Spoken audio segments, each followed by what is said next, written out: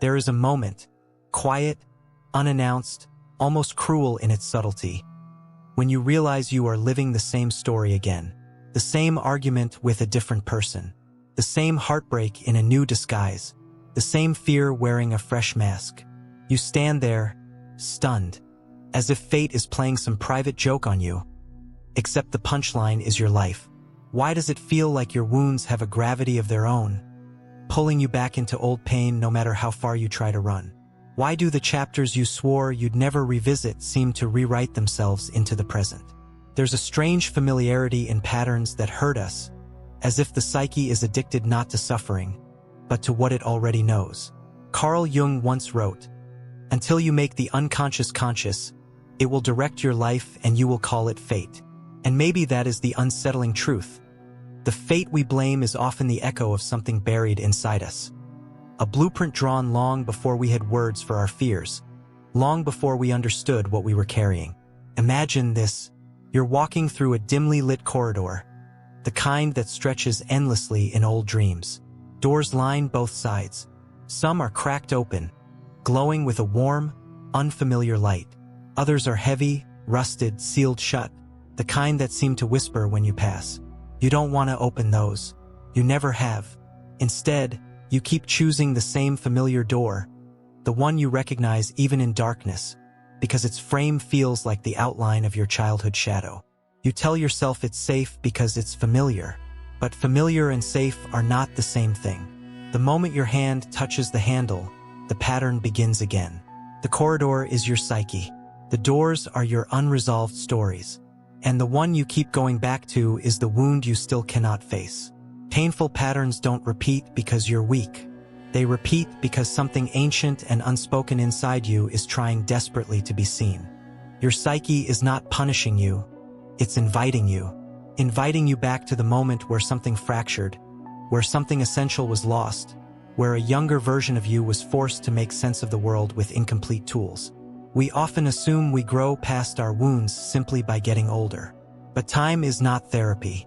Distance is not transformation. And avoidance is not healing. So we create cycles. We recreate the conditions of old injuries, hoping unconsciously that this time the story will end differently. This time the person won't leave. This time we won't stay silent. This time we'll be strong enough to ask for what we never received. But the same script keeps unfolding, not because the universe is cruel, but because the unconscious is persistent. There's a haunting beauty in the psyche's logic. It will repeat the lesson until you finally face the teacher. And that teacher is always the wound. Consider a person who keeps choosing partners who are distant, cold, emotionally unavailable. People say, "You just have bad luck," or "You're attracted to the wrong people." But the truth might be deeper, quieter. Perhaps distance is the emotional climate they grew up in. Perhaps love was always something to chase, something to earn. And so the psyche recreates that environment, hoping one day it will finally master the conditions that once shaped it. We think repetition is failure, but sometimes repetition is the psyche's attempt at liberation. There is a moment, a threshold, where you begin to realize that the pattern isn't happening to you. It is happening for you. Not as punishment, but as instruction. Not as doom, but as invitation. Before you can break the cycle, you must be willing to see it. Not the surface behavior, not the outer circumstance, but the ancient story beneath it. Every pattern you keep repeating has a voice, a message, a memory. And until that memory is met, understood, and integrated, it will continue its silent work in the background of your life. There is a point when you begin to notice the pattern not just as an experience, but as a presence. Something that moves with you, waits for you, and mirrors you. It doesn't shout. It never forces. It simply offers the same crossroads again and again, as if the universe keeps resetting the same scene, waiting for you to choose differently. And yet you don't, or rather, you can't.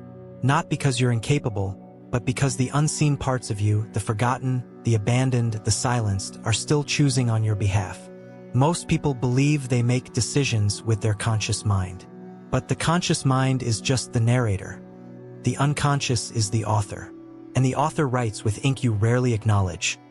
Childhood impressions, old fears, buried memories, unspoken longings, and the versions of you that were never allowed to grow. It's strange how the psyche works. You can crave tenderness while being drawn to harshness. You can desire stability while subconsciously seeking chaos. You can long for love while being magnetized by the very people who withhold it. And to the outside world, it looks irrational. But internally, it makes perfect sense. We are drawn not to what is good for us, but to what feels like home. Even when home was shaped in the dark. Imagine two voices inside you. One is loud, clear, articulate, the conscious mind. It says, I want peace, love, connection. The other is softer, older, hidden, carrying the emotional blueprint formed before you had the language to challenge it. That voice says, this is what love feels like. This is what intimacy is supposed to be. This is the emotional world I know. And the unconscious always wins. Because the unconscious is not an idea, it is a memory. And memory lives deeper than desire. Nietzsche once said, we remain strangers to ourselves. It wasn't an accusation. It was a diagnosis. We walk around with entire continents of ourselves unexplored, thinking the surface map is the entire territory. Now consider the contradictions you've lived. You get angry with yourself for trusting the wrong people, yet part of you still seeks them. You swear to set boundaries, yet you tolerate the same behavior in a new form. You vow to break the cycle, yet find yourself tracing the same emotional footsteps as if pulled by an invisible thread. These contradictions are not flaws. They are symbols. Every conflict within you is a message trying to be understood. Think of someone who was never truly seen as a child. Not in the sense of being physically ignored, but emotionally overlooked, their inner world never acknowledged. As an adult, they might gravitate toward relationships where they must earn attention, prove their worth, win affection through effort. And each time they fail, the pain feels familiar, almost comforting in its predictability. Another person who grew up around volatility and emotional instability might unconsciously recreate chaos because calmness feels foreign, even suspicious. Peace is uncomfortable when you've been trained to brace for impact. In both cases, the pain is not random. It's a reenactment. The psyche repeats the emotional environment it was trained in because it believes that repetition equals mastery.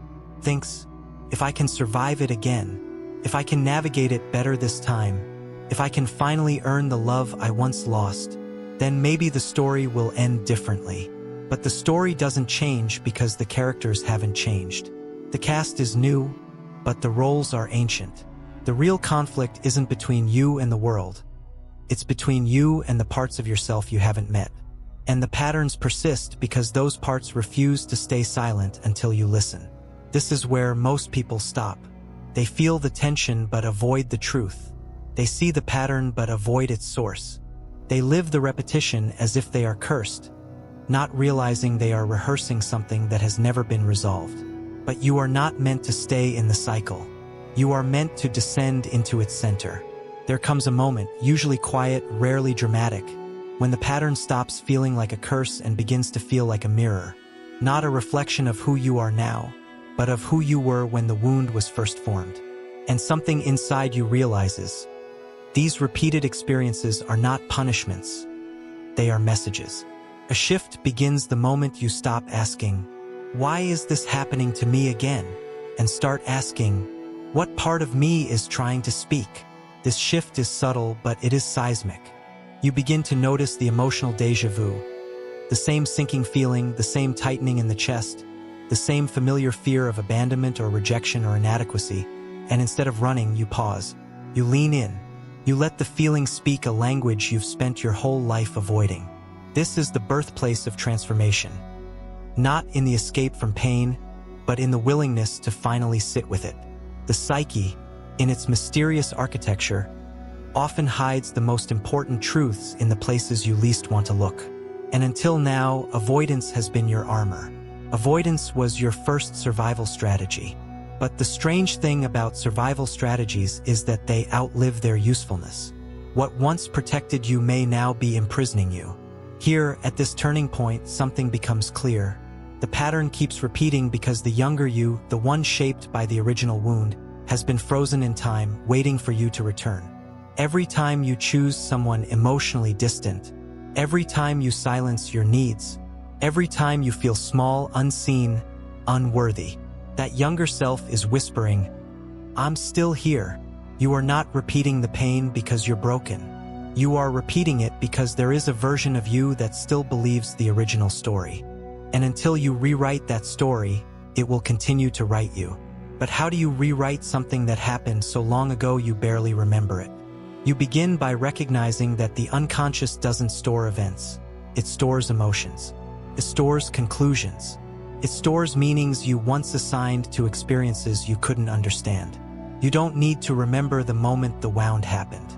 You only need to understand the belief it created.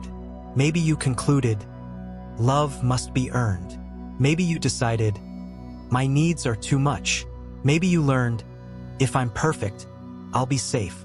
Maybe you believed, I will always be abandoned. These beliefs became the compass of your emotional life. The needle always swung back to the same north, the pattern.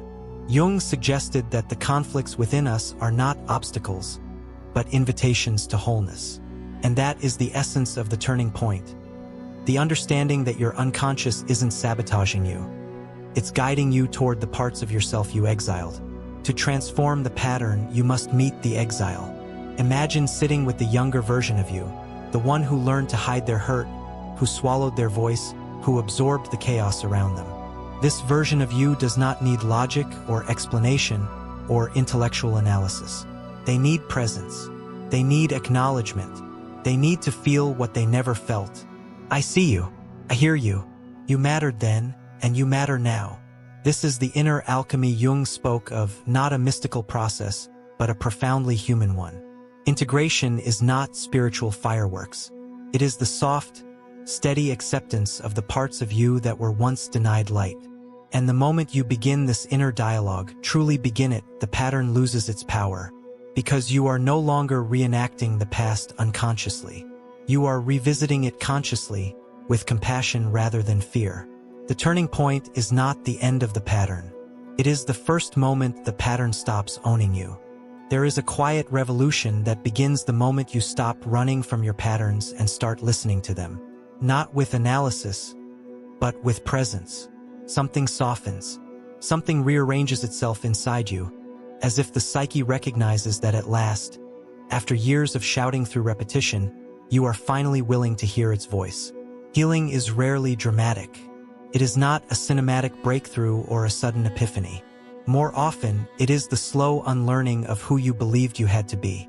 As you begin integrating the wounded parts of yourself, the emotional landscape shifts. The familiar sting of certain situations doesn't cut as deeply. The people who once felt magnetically compelling begin to lose their grip.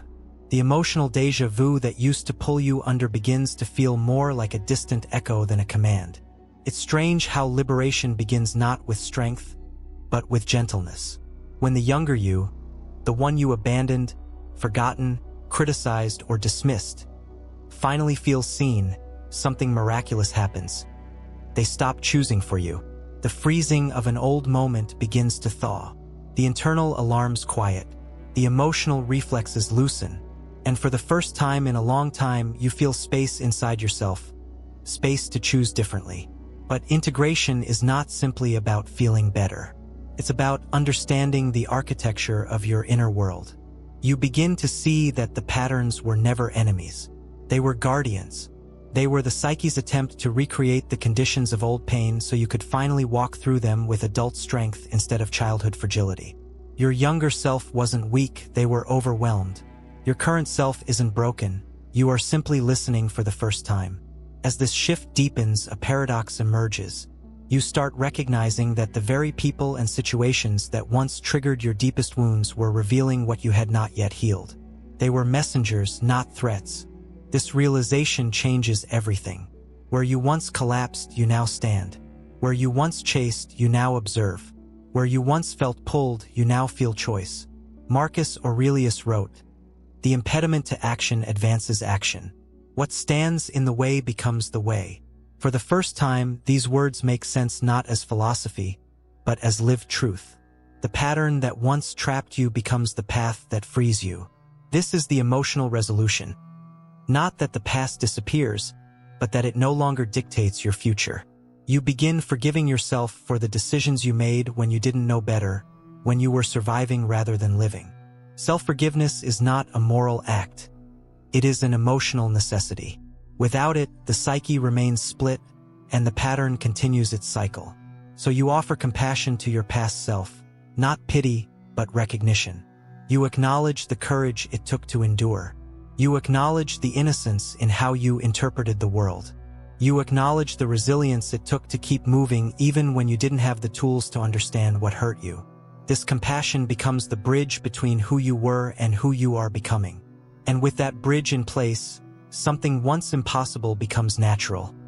Choosing differently. You start noticing red flags not as threats, but as familiar signposts of a road you no longer need to travel. You feel drawn toward people who offer calm instead of chaos. You speak boundaries with a voice that doesn't tremble. You walk away from what once seduced you, and most importantly, you no longer confuse intensity with love. The pattern hasn't disappeared, it has transformed. What was once compulsion becomes clarity. What was once repetition becomes understanding. What was once fate becomes freedom. This is the moment where you realize the labyrinth was never meant to trap you. It was meant to lead you inward. And yet, one final question remains, a question that takes us into the closing section. What does life feel like when the cycle is finally broken, and you step into a future no longer shaped by your past? There comes a moment, quiet, steady, almost eerie in its unfamiliar peace, when you realize the cycle has loosened its grip. You notice it in small ways. The absence of anxiety where it once lived like a tenant, the silence of old fears that used to roar, the softness in your chest when you face situations that once sent you spiraling. It feels strange, almost disorienting, because freedom is unfamiliar when you've lived your whole life inside an emotional labyrinth. What does life feel like when the pattern breaks? At first, it feels like standing in an open field after years of walking in circles inside a maze.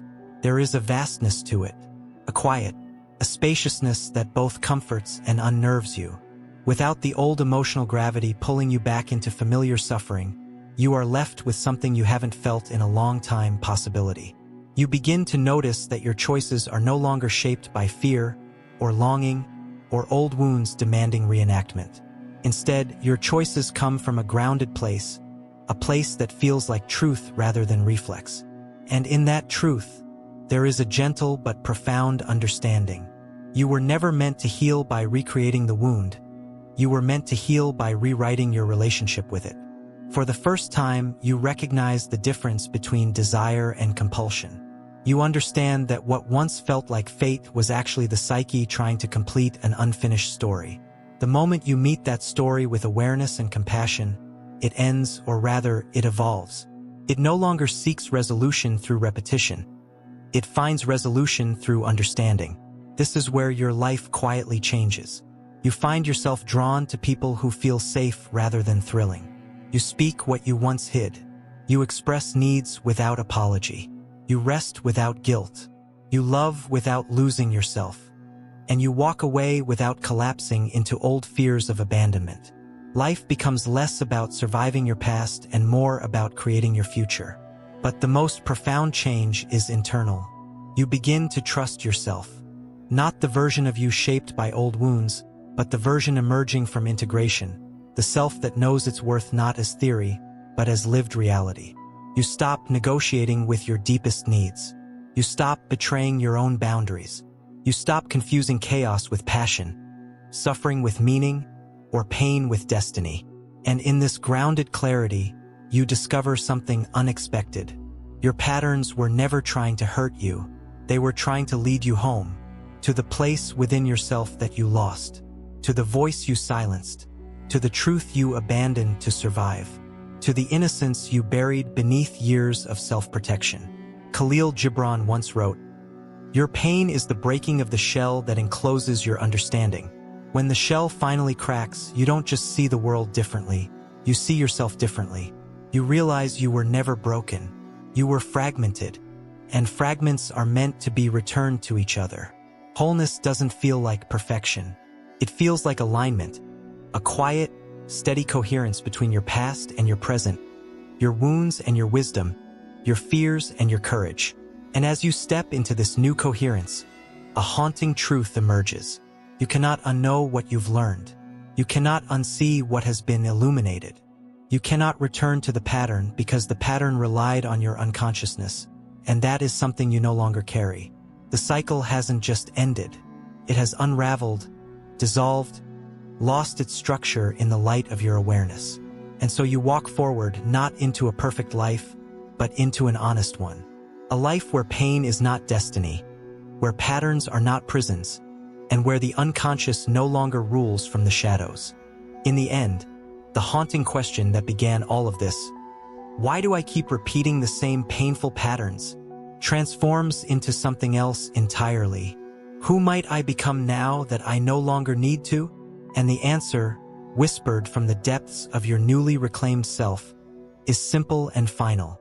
Someone you have been waiting to meet for a very, very long time.